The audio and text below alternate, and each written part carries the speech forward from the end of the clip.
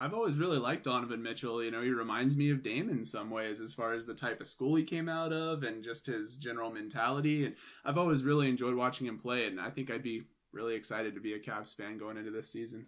Evan Mobley, he's the real sleeper. That guy could end up being a stud. If he is, then they're a serious threat out of the East. Locked down defender already, and he is young and has room to grow offensively. Exactly. That's a problem.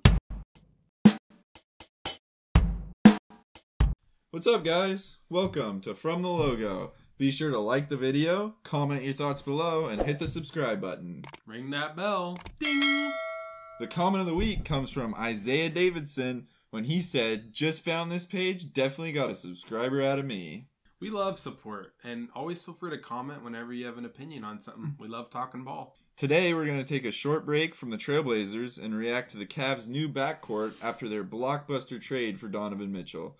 The Cavs sent Collin Sexton, Lauri Markkanen, Ochai Agbaji, 3 first-round picks, and 2 pick swaps to the Jazz for Donovan Mitchell. That's quite the haul for Utah. That is. They're doing a pretty good job rebuilding. But, I mean, when you look at it from the Cleveland perspective, they're a problem. Cleveland is a problem. Look at their starting lineup. Sleeper in the East. Yeah, I mean, and just they're all young and under contract for a while. If Evan Mobley develops at all, they're a problem. But, like, just look at their backcourt alone.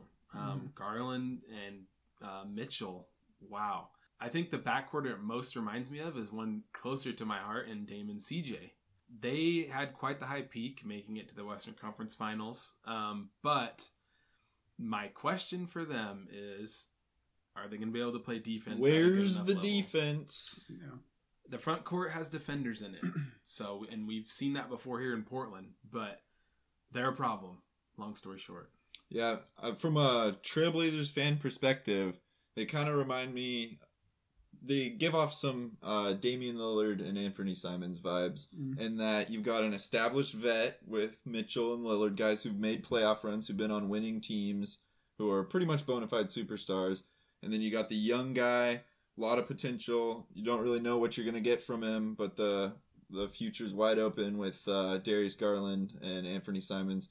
They kind of the positions are swapped a little bit, but as far as the potential versus established veteran, I mean, Darius Garland was showing some serious opportunity, you know, at the end of last season. I mean, he was dropping like 30-point games, you know, kind of like Simons, and like shooting 50% from the field, including threes, and like dropping a lot of assists too. I mean, he was one of the higher ranked point guards when it came to assists. He averaged 8.6 assists last year. That's incredible for someone that young. Seriously. And they're adding Donovan Mitchell to that mix. I mean, that's no joke. He's going to bring a lot of scoring ability, a lot of, you know, decent ball handling, and really a pretty good mentality too. I mean, he's bringing some leadership from the Jazz too, and hopefully he's excited, because I know he's been a little like bummed out being on the Jazz these last few years. It hasn't really been chemistry problems. Hasn't really been a great fit. Gobert.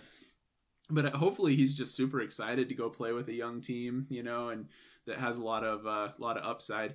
The one question that I do have is I'm curious to see what they're going to do with Karis LeVert, because right now he's kind of slotted as their backup shooting guard, but I don't know if he really fits anymore, like as far as timeline goes and as far as like how many shots there are to go around and stuff. So I wouldn't be surprised if we saw him involved in some kind of a trade. But as far as the backcourt looks, I mean, there might not be a whole lot of minutes left for someone like him. He would be a great sixth man if they keep him. I mean, they got talent. But yeah, you're probably right. There might be a trade brewing with LeVert. Yeah. Again, comparing him to Damian Lillard and Anthony Simons, I'm a true Blazer fan here. Is there going to be enough balls to go around for those two? I feel like that's a question for most backcourts in the NBA. But if they can't really hold their own on defense, and they both need the ball to be effective, you know, Garland averaging almost 9 assists a game, Donovan Mitchell definitely being a ball dominant guard. That's my biggest concern for them. But it's a lot of talent, a lot of potential, and yeah, I think the Cavs are a sleeper in the East for sure. I think that they're going to be have one of the best records and maybe make a good playoff run next year. I think if the Cav guards can get the bigs involved, and that means Donovan Mitchell lobbing the ball in the post to Jared Allen, he needs to do it. When has he had a lob threat before? Yeah. Hopefully that chemistry works out a little bit better. Oh, when he touched Rudy. Rudy touches the microphone. I was like, was there a problem? But the Cavs are going to be, I think even greater than a sleeper. They have potential to be a top 3-4 team in the East right away with room to grow. So that's, I think, even more than a sleeper. Like, Cavs fans should be really excited. This team without LeBron has been rough for a while, and now 20 they years. Without LeBron, it's been rough for them. But now they have more than reason to hope. They have reason to just be excited. Yeah, I think I've always really liked Donovan Mitchell. He reminds me of Dame in some ways as far as the type of school he came out of and just his general mentality. And I've always really enjoyed watching him play, and I think I'd be really excited to be a Cavs fan going into this season.